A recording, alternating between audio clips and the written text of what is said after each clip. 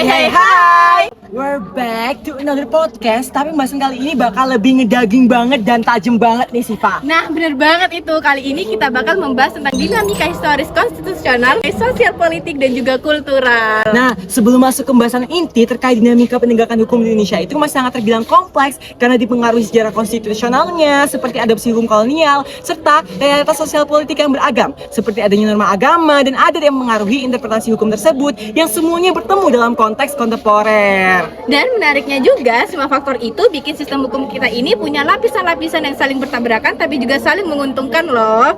Kalau mau ngerti kondisi hukum Indonesia sekarang, ya harus tahu dari akar-akar historisnya gak sih? Betul banget tuh Siva.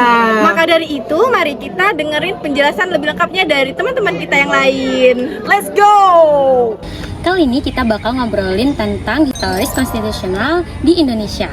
Seperti yang kita tahu, Indonesia adalah negara hukum yang dimana semua penyelenggaraan pemerintahan, kenegaraan, sampai kehidupan masyarakat harus diatur dengan hukum, bukan sekedar kekuasaan belaka. Nah, kalau ngomongin hukum di Indonesia, ada 3 konteks penting. Yang pertama, hukum agama yang datang bareng masuknya agama-agama besar seperti Islam, Kristen, Hindu, Konghucu, sampai Buddha. Kedua, hukum adat yang tumbuh dari tradisi dan kebiasaan lokal tiap daerah. Dan ketiga, hukum kolonial peninggalan Belanda yang sampai sekarang masih punya pengaruh sistem terhadap hukum kita. Nah, penegakan hukum di Indonesia itu juga menciptakan masyarakat yang gak cuma aman dan tertib, tapi juga adil dan sejahtera. Bahkan, si Coro sendiri mengatakan bahwa ubi societas ibi ius. Artinya, di mana ada masyarakat, di situ juga ada hukum. Nah, maksudnya itu, hukum merupakan kebutuhan dasar buat menjaga keberlangsungan suatu komunitas tersebut atau suatu masyarakat tersebut.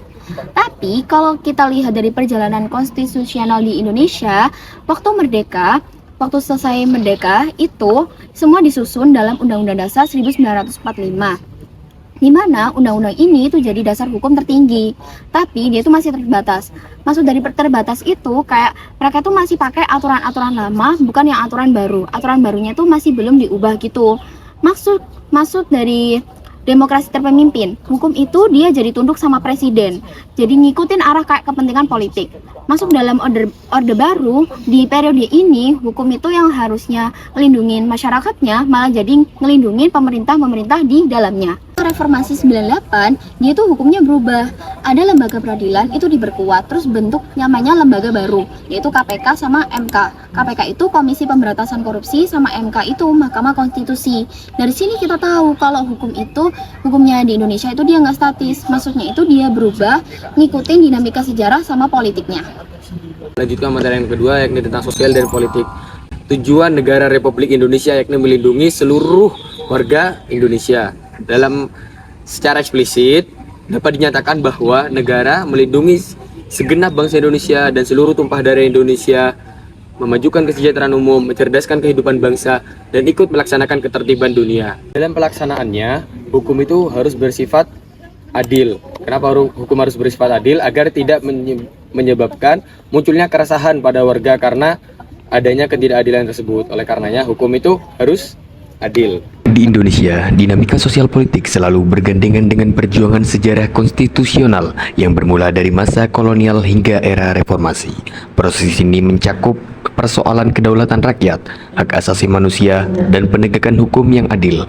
Konteks budaya yang sangat plural dan majemuk juga menjadi faktor yang memperkuat atau menantang stabilitas sosial politik, seperti dalam pengelolaan keberagaman etnis, agama, dan budaya.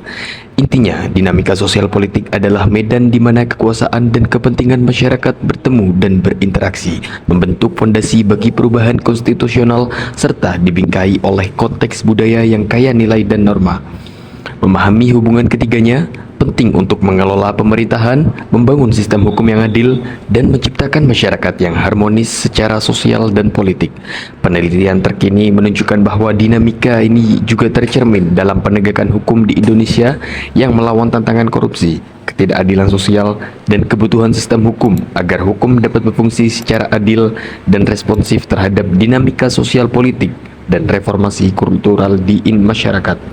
Lalu kita akan bahas tentang dinamika historis kultural. Dan dinamika ini sangat dipengaruhi oleh 3 masa, yaitu masa tradisional, kolonial, hingga ke pasca kemerdekaan. Nah, dalam masa tradisional ini sangat dipengaruhi oleh 3 pilar utama, yaitu adat, gotong royong, dan musyawarah.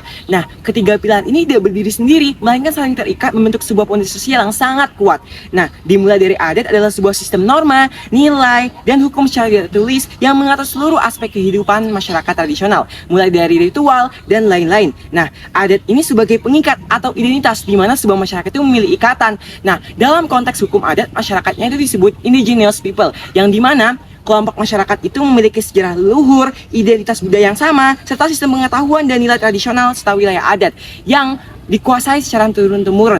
Lalu kita masuk ke dalam aspek gotong royong, yang dimana gotong royong ini menjadi nilai yang sangat penting karena mencerminkan semangat solidaritas dan rasa kekeluargaan yang sangat kuat. Lalu ke dalam aspek musyawarah, yang dimana musyawarah adalah sebuah proses mufakat atau kesepakatan untuk mengambil sebuah keputusan. Nah, dalam musyawarah ini semua orang berhak suaranya untuk didengar untuk memperkuat rasa persatuan masyarakat itu sendiri. Lalu kita beralih pada masa kolonial. Dalam masa ini Indonesia mengalami sebuah pergeseran budaya di mana penjajah itu membawa masuk budaya mereka melalui agama, sistem pendidikan, dan gaya hidup dan sistem pendidikan yang formal yang mereka bangun meskipun itu terbatas. Dari situlah muncullah kaum terpelajar. Kelompok inilah yang mulai menyerap ide-ide hebat seperti nasionalisme dan kemerdekaan yang pada akhirnya memicu perlawanan terhadap kolonialisme. Lalu kita beralih pada masa pasca kemerdekaan. Nah, dalam masa ini Indonesia itu berfokus kepada pembentukan identitas nasional untuk menyatukan berbagai ragam, suku, budaya, dan bahasa melalui penyatuan bahasa, di mana bahasa Indonesia itu ditetapkan sebagai bahasa resmi yang awalnya melalui proses Ikrar Ketiga Sumpah Pemuda pada tanggal 28 Oktober 1928. Nah, lalu disahkan secara resmi pada 18 Agustus 1945. Dalam aspek kebudayaan nasional, di sini Indonesia membuat sebuah gerakan dari penguatan bahasa Indonesia melalui promosi seni dan budaya Indonesia serta menanamkan nilai-nilai kebangsaan dalam pendidikan dan mencerminkan semboyan Bhinneka Tunggal Ika, di mana berbeda-beda tetapi tetap satu juga. Lalu kita beralih dalam pengakuan pluralisme atau hak masyarakat ada dilindungi di sini. Berbagai budaya daerah diakui dan dilindungi serta dilestarikan dengan festival dan kegiatan yang diadakan sehingga identitas nasional itu terbentuk dari keberagaman yang ada.